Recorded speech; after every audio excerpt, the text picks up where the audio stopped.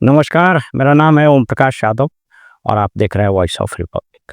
जनतंत्र में जनता मालिक होती है और कई बार ऐसा देखा गया है कि जन आंदोलन और पब्लिक में गुस्से के कारण संसद, न्यायालय, प्रेस और समाज का अन्य इंस्टीट्यूशन अपने फैसले पर पुनर्विचार करने को बाध्य होता है।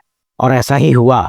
सुप्रीम कोर्ट को पब्लिक ओपिनियन के सामने, जन आंदोलन के सामने दो मामले में झुकना पड़ा। पहला मामला अरावली का, जिसमें स्वयं सुप्रीम कोर्ट ने 20 नवंबर 2025 को जो 100 मीटर डेफिनेशन वाला फैसला सुनाया था, जिसमें 100 मीटर से नीचे 100 मीटर तक ही ये उसके ऊपर का जो हाइट वाला होगा उसको अरावली रेंज, अरावली हिल माना जाएगा। और दूसरा, दिल्ली हाई कोर्ट ने जो कुलदीप सिंह सेंगर, उन्नाव का एमएलए, जिसने एक नाबालिग लड़की के साथ बलात्कार किया, जघन्य अपराध किया, उसको दिल्ली की निचली अदालत ने काफ़ी हुज्जत के बाद, सीबीआई की इंक्वायरी वगैरह के बाद आजीवन कारावास की सज़ा सुनाई थी। दिल्ली हाई कोर्ट के दो जज सुब्रमण्यम प्रसाद और बैजनाथन शंकर ने एक अजीबोगरीब टेक्निकल ग्राउंड, पॉक्सो एक्ट में एमएलए पब्लिक सर्वेंट नहीं है कहते हुए उसके सज़ा को सस्पेंड कर दिया था। इस पर ज़बरदस्त हंगामा हुआ, पूरा सिविल सोसाइटी उठ खड़ा हुआ, कुछ महिला संगठन आवाज़ उठाई और सोशल मीडिया और बाद में मेन मीडिया पर भी इस फैसले पर सवाल उठना शुरू हो गया। और इन दोनों जन आंदोलन, पब्लिक आउटक्राई, पब्लिक में गुस्से के कारण सुप्रीम कोर्ट को हस्तक्षेप करना पड़ा। अरावली मामले में स्वयं सुप्रीम कोर्ट ने सुओ मोटो, उसमें आप इंडियन एक्सप्रेस की खबर का हेडिंग देख लीजिए, जिसमें लिखता है कि supreme court stage 100 metre rule for Aravalli, it had cleared sites public dissent. Public में जो गुस्से थी उसके कारण। दैनिक भास्कर की खबर है, सुप्रीम फैसला, दो बड़े और चर्चित मामले पर सुप्रीम कोर्ट अदालत का सख्त रुख, दर्द, देश के दर्द की सुनवाई, अरावली का संकट टला, सेंगर, दुष्कर्मी सेंगर पर सख्ती, उम्र कैद निलंबित करने का फैसला भी स्थगित। ये आप अखबारों की खबर सुनिए। पहले थोड़ा अरावली के बारे में बात करते हैं। अरावली पर्वत श्रृंखला के बारे में बताया जाता है कि ये हिमालय से भी पुरानी पर्वत श्रृंखला है, जो लगभग 10.5 लाख साल पहले अस्तित्व में आई। और जब ये अस्तित्व में आई थी तो करीब आज से 200 साल पहले इसका जो पूरा स्ट्रेच था वह अब तो सिमट गया। उस वक्त 670 से 800 किलोमीटर तक इसका स्ट्रेच था, जो गुजरात, राजस्थान, हरियाणा और दिल्ली, ये 4 राज्यों में फैला था। अरावली एक नेचुरल बैरियर के रूप में काम करती है, जो थार रेगिस्तान, मरुभूमि के फैलाव को रोकती है, उधर से सर्द और गर्म हवा को रोकती है। वैज्ञानिक ये मानते हैं और विभिन्न प्रकार की जो रिपोर्टें पब्लिश हुई है वो ये मानती है कि अगर अरावली न हो तो दिल्ली चंद वर्षों में रेगिस्तान में तब्दील हो जाएगा। इतनी गर्म हवाएं चलेंगी कि जीना मुहाल हो जाएगा। हद तो तब है कि कुछ गोदी मीडिया के पत्रकार दिल्ली के प्रदूषण के लिए अरावली को जिम्मेवार मान रहे थे। बहरहाल वो एक अलग विषय है। लेकिन सुप्रीम कोर्ट का ये जो फैसला 20 नवंबर का था, उसको भी हम आपके स्क्रीन पर दिखाते हैं। थोड़ा सा आपको लेकर के चलते हैं। इसके बारे में कहा जाता है ये ग्रीन शील्ड है। एक्चुअली हुआ ये कि यूनाइटेड नेशंस का एक कन्वेंशन हुआ था 17 दिसंबर 1996 को, United Nations convention on combat desertification. तो भारत ने इसको 17 दिसंबर 1996 को रेटिफाई किया।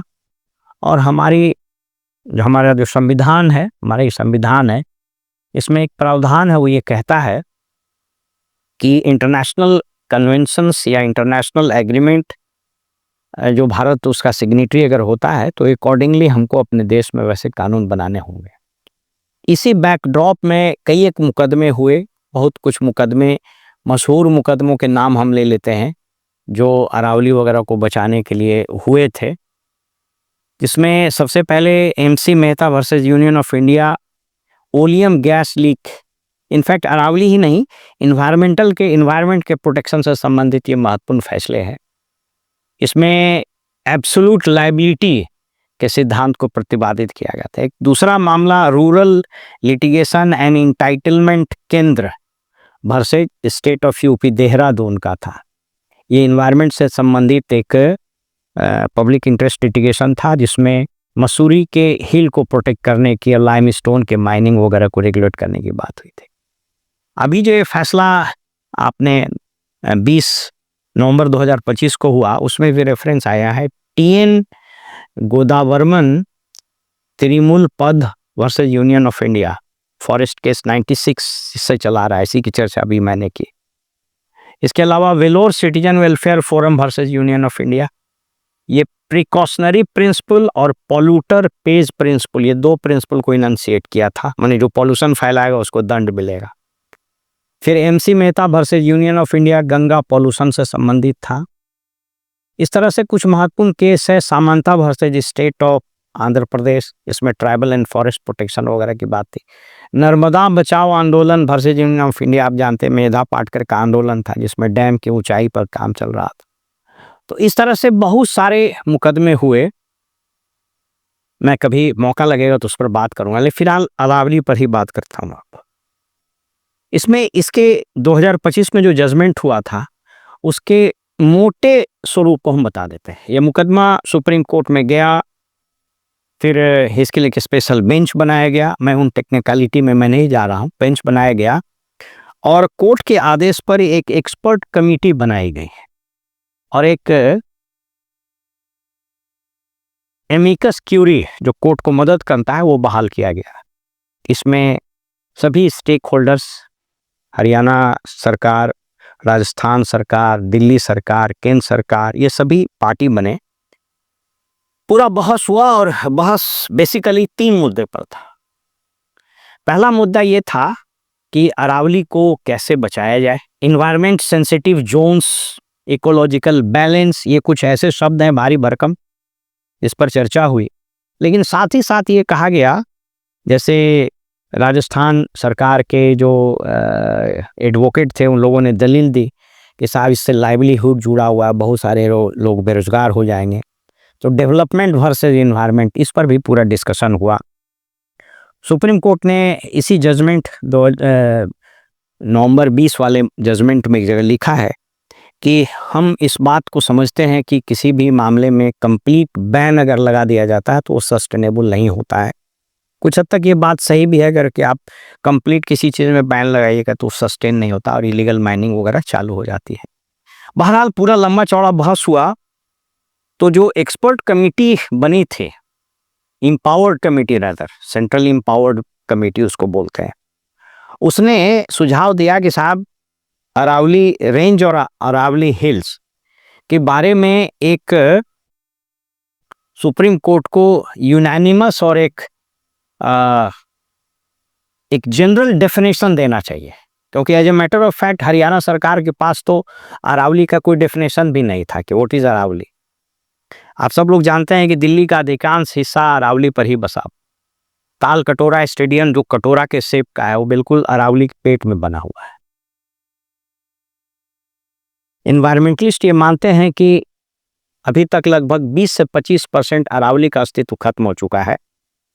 बहरहाल तो वो सेंट्रल इम्पावर्ड कमेटी ने बताया कि 3 डिग्री इंक्लिनेशन 100 मीटर हाइट से ऊपर और 500 मीटर से ज़्यादा गैप, वही अरावली के डेफिनेशन में आएगा।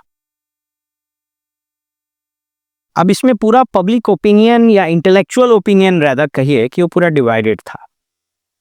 इंडियन एक्सप्रेस में खबर छपी कि इस डेफिनेशन के तहत जो कुल छोटे बड़े मिला के लगभग 1 लाख से ज़्यादा रेंजेज में छोटे बड़े पहाड़ है, उसमें 20% ही इसके कवर में जद में आएंगे, यानी 20% में माइनिंग हो जाएगी। लेकिन कुछ एनजीओज ने कहा कि लगभग 80% बर्बाद हो जाएगा, सारी माइनिंग हो जाएगी, सब नष्ट हो जाएगा। और धीरे धीरे एक छोटे से चिंगारी सोशल मीडिया, बाद में मेन मीडिया, बाद में सड़कों पर एक बड़े आंदोलन का स्वरूप ले लिया। देश भर में इस पर चर्चा होने लगी और सुप्रीम कोर्ट के आदेश की प्रत्यक्ष और अप्रत्यक्ष रूप से भर्त्सना होने लगी कि ये किस तरह का डेफिनेशन है। कुछ प्रेस रिपोर्टर, कुछ टीवी चैनल्स ग्राउंड जीरो पर जाकर रिपोर्टिंग भी किए कि कैसे अरावली खत्म हो जाएगा। एनिमेशन का ज़माना है, कुछ एनिमेशन से पिक्चरें भी आ गई कि आज के 20 साल के बाद दिल्ली किस तरह से रेगिस्तान में तब्दील हो जाएगा। बहरहाल, तो 20 नवंबर को दिए गए फैसले के बाद पूरा पब्लिक आउट क्राई हुआ। इस फैसले में एक और चीज़ की चर्चा हुई जिसको आज आपके सामने लाना चाहते हैं। मैं बताना ये चाह रहा हूँ कि आधुनिक समाज में, डेमोक्रेसी में खास करके, पब्लिक ओपिनियन अगर बहुत स्ट्रांग हो तो ये चीज़ों को बिगड़ने से रोकती है। इसलिए अगर प्रजातंत्र में विपक्ष बहुत मजबूत नहीं हो और मीडिया भी गोदी मीडिया हो जाए, तो ऐसे में सिविल सोसाइटी को उठ खड़ा होना बहुत ज़रूरी होता है। और इन दोनों मामले में वही हुआ। सेंगर के मामले में भी विपक्ष हताशा के मारे कुछ नहीं कर पाया और इस 100 मीटर रूल अरावली वाले में भी विपक्ष कुछ खास नहीं कर पाया। मीडिया दलाली करती रही और परिणाम ये हुआ कि जब पब्लिक आउटक्राई हुआ, सिविल सोसाइटी खड़ा हुआ, तो सुप्रीम कोर्ट को भी झुकना पड़ा। इस जजमेंट में सरंडा फॉरेस्ट का एक जिक्र आया है।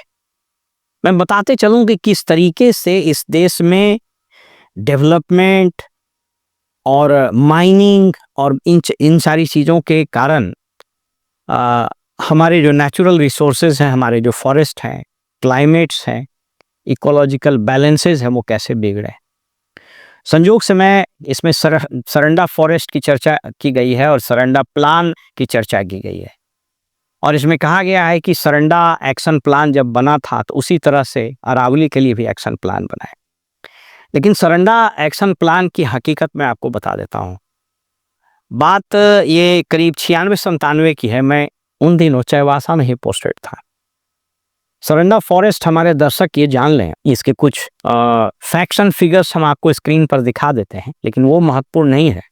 महत्वपूर्ण ये है कि सरंडा फॉरेस्ट, मैं अपने व्यक्तिगत अनुभव से बता रहा हूँ कि 90 तक सरंडा फॉरेस्ट में दिन में 90 तक स्थिति ये थी कि अगर दिन में भी आप गाड़ी से सरंडा फॉरेस्ट क्रॉस करते तो आपको लाइट जलाना पड़ता। That was considered to be the densest forest in Asia. कुछ ब्लॉक्स हैं, डेवलपमेंटल ब्लॉक्स। चाईबासा डिस्ट्रिक्ट जो वेस्ट सिंहभूम कहलाता है, उसमें जगन्नाथपुर एक ब्लॉक है, उसी में ये सारा इलाका आता है। मंझारी, मंझगांव, कुमारडूंगी, किरीबुरु, ये सब कुछ ब्लॉक्स हैं वहाँ। मैं अपना एक व्यक्तिगत अनुभव बताता हूँ कि 90 के दशक में तक कितना शानदार था वो फॉरेस्ट और कितना शानदार वो क्लाइमेट और पूरा इकोलॉजी था वहाँ का। एक गेस्ट हाउस किरीबुरी में है और एक गेस्ट हाउस गुआ में, जगन्नाथपुर ब्लॉक में पड़ता है पुलिस स्टेशन। हम लोग सुबह में जब उठे तो जाड़ा का दिन था। चोटी पर वो बसा हुआ गेस्ट हाउस, जब हाथ से नीचे ऐसे किए तो हाथ में बादल आ गया। किरीबुरी में माना जाता है कि दुनिया का one of the largest deposit of iron ore है। वो इतना आयरन ओर है कि उसकी आयरन की माइनिंग कई एक वर्ष से हो रही है। अभी तक संभवतः एक आयरन ओर का पिक भी खुदाई नहीं किया जा सका है। बहरहाल, सरंडा फॉरेस्ट में एक्शन प्लान के नाम पर माइनिंग करने वाले कंपनियां, प्राइवेट प्लेयर्स, ठेकेदार, ये सब लोग मिले, फॉरेस्ट ऑफिशियल्स, और धीरे धीरे स्थिति ये हो गई कि सरंडा फॉरेस्ट आज के तारीख में अस्तित्वहीन हो गया है। उसमें नक्सली भी प्रवेश कर गए और उन लोगों ने भी इलीगल माइनिंग शुरू की।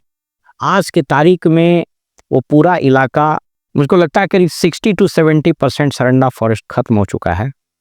सुप्रीम कोर्ट जो कहे और सरकार की रिपोर्टें जो कहे, मैं फर्स्ट हैंड इंफॉर्मेशन आपको दे रहा हूँ, वो लगभग समाप्त हो चुका है। वैज्ञानिक ये मानते हैं कि हजारों वर्ष से नेचुरली ग्रो किया हुआ फॉरेस्ट को आप पेड़ लगाकर पुनर्जीवित नहीं कर सकते। Afforestation is not the solution of deforestation.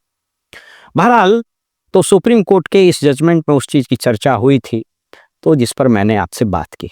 तो अंततोगत्वा इस पूरे जजमेंट को जब आप पढ़िएगा तो आपको लगेगा कि इस जजमेंट में और आज की तारीख में सुप्रीम कोर्ट, हाई कोर्ट वगैरह में जो बहस होती है, जो जजमेंट लिखे जाते हैं, ऐसा प्रतीत होता है कि इलीट ड्राइंग रूम में बैठ करके जज साहब, वकील साहब और कुछ विद्वान लोग इस तरह की भाषा, इस तरह के सेंटेंसेस का प्रयोग करते हैं जो आम आदमी के समझ से परे होता है। भारी भरकम शब्द, पुराने जजमेंट्स, रूलिंग्स, ब्रिटेन में क्या हुआ था, इंग्लैंड में क्या हुआ था, अमेरिका में क्या हुआ था, इन सबों के रेफरेंसेस, और ऐसा प्रतीत होता है कि ये जजमेंट इसलिए ही लिखे जाते हैं कि आम लोगों को समझ में नहीं आए। मेरे हाथ में एक किताब है, Maxwell on Interpretation of Statutes. ये एक Lincoln's Inn and King's Inn Dublin, barrister in law mister P Saint J Langan का लिखा हुआ ये किताब है, इंटरप्रिटेशन ऑफ स्टैट्यूट्स। इस किताब को जब आप पढ़ेंगे तो आप पाएंगे इसमें लिखा है कि कानून और कानून का इंटरप्रिटेशन ये इतना सिंपल होना चाहिए, इतना सिंपल होना चाहिए कि आम आदमी इसको समझ जाए। लेकिन हमारे देश में न जाने क्यों वकालत, कोर्ट, कोर्ट के जजमेंट, इसमें ऐसे शब्दों, ऐसे वाक्यों, ऐसे सेंटेंसेस का प्रयोग होता है, लिखा जाता है या कोर्ट में बोला जाता है जो आम आदमी समझ ही नहीं पाए। इस पूरे जजमेंट जो लगभग 30 पन्ने का है, इस 30 पन्ने के जजमेंट का लब्बो लबाब यही है कि भैया हम माइनिंग करने देंगे, 100 मीटर से नीचे वाला जो है वो अरावली नहीं है, इसलिए वहां माइनिंग होगी। इतने ही बात थी और इतने ही बात को 30 पन्ने में लिखा गया और वैसे वैसे भारी भरकम शब्दों का प्रयोग हुआ कि थैंक गॉड कि सिविल सोसाइटी के कुछ लोग, इन्वायरमेंटलिस्ट, इसको पकड़ लिए, अन्यथा आम लोगों को तो समझ में ही नहीं आएगा। और ऐसा ही सरंडा फॉरेस्ट एक्शन प्लान का हुआ। जो लोग सरंडा में रह रहे थे उनको आज भी पूछ लीजिए कि सरंडा एक्शन प्लान क्या, उनको नहीं मालूम। जो आदिवासी उन इलाकों में रहते थे या रहते हैं, जिनकी आजीविका वहीं से चलती है, उनका उसमें कोई पार्टिसिपेशन नहीं है। सुप्रीम कोर्ट ने क्या कहा, सुप्रीम कोर्ट के किस आदेश के बाद वनों की कटाई होने लगी, टिस्को की माइनिंग, सेल की माइनिंग, प्राइवेट प्लेयर सब तो उसमें आ गए, बड़े बड़े जेसीबी खदान खोद रहे हैं, आयरन और कोयला और बहुत सारे मिनरल्स निकाल रहे हैं, और वो इलाका आज भी मतलब जिसको बोलते हैं एब्जेक्ट पॉवर्टी में है। अरबों खरबों का मिनरल देने वाला वो इलाका कोल्हान आज भी उसी गरीबी का दंश झेलता। ऐसा इसलिए होता है कि जिसके लिए आपने ये जजमेंट दिया उस बेचारे को तो समझ में ही नहीं आया, जिसके लिए आपने एक्शन प्लान बनाया उसमें उसकी कोई सहभागिता भी नहीं। इसमें भी वही हुआ। वो थैंक गॉड की पब्लिक आउटक्राई हुआ और भी चीजें हुई। इसमें सब लोग का कोलैबोरेशन, बड़े बड़े माइनिंग के बिजनेसमैन, रियल एस्टेट बिल्डर्स, बड़े बड़े फीस लेने वाले वकील साहब, और ये पूरा लॉबी, ये सब मिल करके एक गैर कानूनी काम करने का कानूनी जामा तैयार करता है। सुप्रीम कोर्ट सहित देश की संसद को भी यह समझना पड़ेगा कि आप कानून जिसके लिए बनाते हैं उसको समझ में आए। कोर्ट को यह समझना पड़ेगा कि जो जजमेंट आप दे रहे हैं उसको समझ में भी आए, उसकी सहभागिता भी हो। अब आइए दूसरे मामले में। कुलदीप सिंह सेंगर एक बच्ची का बलात्कार करता है, बीजेपी का एमएलए, सत्ता का रसूख, एक तो मुकदमा नहीं होता है, बहुत हो हल्ला के बाद, हंगामा के बाद, पब्लिक आउटक्राई के बाद, हंगामा के बाद मुकदमा दर्ज होता है, फिर सीबीआई आती है और लंबी कानूनी दाद देना होगा उस पीड़िता का।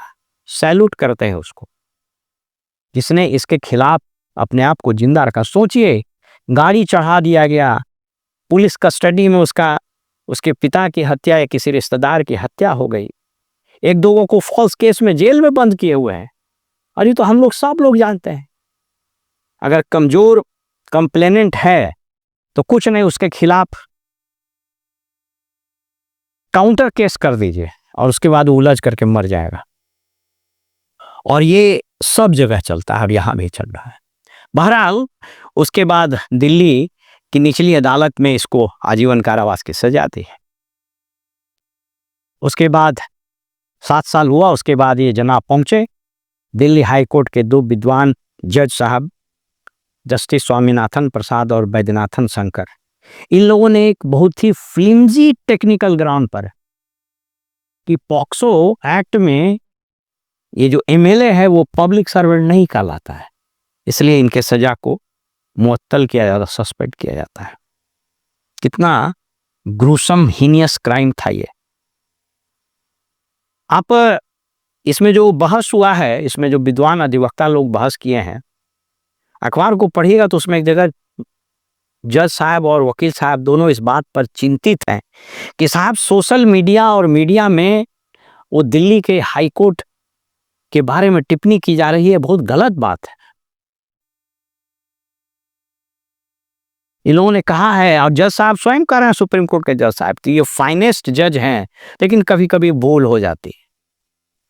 आप ये बताइए कि अगर पब्लिक आउटक्राई नहीं हुआ होता, सोशल मीडिया सहित अन्य प्लेटफॉर्म पर यह जन आंदोलन नहीं छिड़ा होता, तो न तो अरावली के फैसले बदले जाते और न ही इस पीड़िता जिस पर अत्याचार हुआ और ये आजीवन कारावास का आरोपी, ये सजा याफ्ता मुजरिम की सजा जिसको सस्पेंड कर दिया सुप्रीम कोर्ट, रोकती।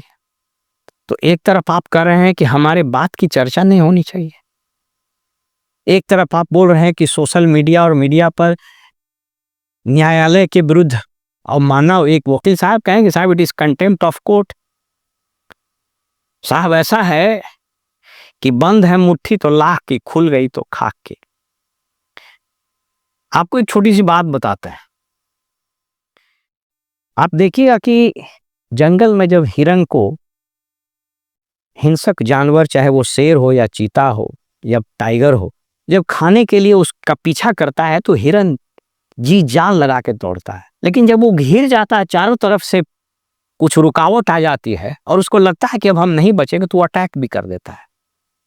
ये कंटेम्प्ट ऑफ कोर्ट एक ऐसा हथियार है कि अगर इसका ज्यादा प्रयोग किया गया तो यह भी अपना धार खो देगा। इसलिए कंटेम्प्ट ऑफ कोर्ट के आड़ में जन भावना को दबाने का जो प्रयास कुछ लोग करते हैं, न्यायालय का सही, न्यायालय सहित संसद सहित सभी इंस्टीट्यूशन का सम्मान होना चाहिए। खाली न्यायालय का ही क्यों, संसद का भी सम्मान हो, एग्जीक्यूटिव का भी, सबका। इंस्टीट्यूशन अगर ठीक से काम करे तो उसका सम्मान है, क्योंकि आप सब लोग जान लीजिए ये संविधान बाय द वे है क्या, व्हाट इज दिस कॉन्स्टिट्यूशन, ये क्या है संविधान? ये संविधान वही है कि हम सब लोग मानते हैं, इसलिए ये संविधान है। अब वन फाइन मॉर्निंग इस देश का हर नागरिक कह दे कि हम संविधान को नहीं मानते, बात खत्म हो जाएगी। तो हम न्यायालय किसका सम्मान करते हैं, इसलिए न्यायालय का सम्मान है। इसलिए जो माननीय वकील साहब लोग हैं, विद्वान अधिवक्ता लोग हैं या जज साहब लोग हैं, अगर इस बात को लेकर न्यायालय में टिप्पणी करते हैं कि उनके विरुद्ध या उनके आचरण, उनके जजमेंट पर बात न की जाए, तो मैं समझता हूं कि ये बड़ा खतरनाक ट्रेड है। इससे न्यायालय को बचना होगा। आपको इंट्रोस्पेक्शन करने की जरूरत है कि ऐसा क्यों होता है कि पब्लिक आउटक्राई के बाद आप जगते हैं, आप स्वयं क्यों नहीं जगते, आपके फैसले पर लोग विश्वास क्यों नहीं कर रहे हैं। लोअर कोर्ट वगैरह का तो बुरा हाल है, हम लोग तो रोज देख रहे हैं कि कैसे फैसले बिक रहे हैं। अब ये छिपी हुई बात है, उसी कोर्ट में जज साहब के सामने पेशकार पैसा ले रहा है, आपको नहीं दिखता है। तो पैसा जाता कहाँ है? बहुत सारे ऐसे सवाल हैं। इसलिए बंद है मुट्ठी तो लाख की, खुल गई तो खाक की। ऐसी स्थिति पैदा मत करिए कि समाज अपने दोनों मुट्ठी को खोल दे। ये तो अभी सिर्फ झांकी थी। अगर देश की तमाम इंस्टीट्यूशन, कॉन्स्टिट्यूशनल अथॉरिटीज, वो संसद हो, इलेक्शन कमीशन हो, कोर्ट हो, कोई और हो, अगर पब्लिक में फेथ रिस्टोर नहीं कर पाएगी, पब्लिक का विश्वास नहीं जीत पाएगी, तो फिर आने वाले समय में ये सेंगर और अरावली जैसे और मामले हमारे सामने आ सकते हैं। खतरनाक है ये ट्रेंड, लेकिन हकीकत है। फिलहाल में इजाजत दीजिए और आप देखते रहिए वॉइस ऑफ रिपब्लिक। नमस्कार।